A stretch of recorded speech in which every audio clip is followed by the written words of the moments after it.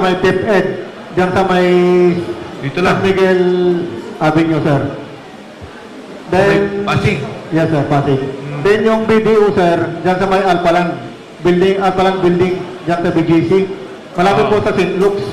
Okay. Then yung PBCom, sir, dyan po sa may Meralco, San Miguel Avenue, sir, yung PBCom. Yung land bank, sir, sa Meralco Avenue. Minimum na withdrawal dito, isa, dalawang maleta.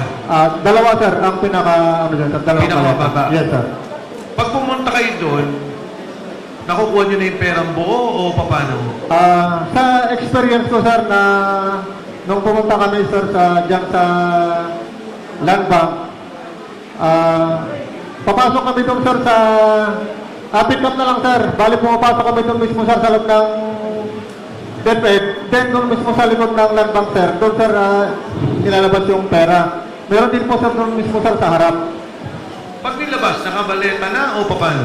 Nakamalita na po yun, sir. Minamaleta ng land bank? Oo, sir. At saka yung dalawang babae, sir, kasama sila, sir, sa pagbibilang, eh. Si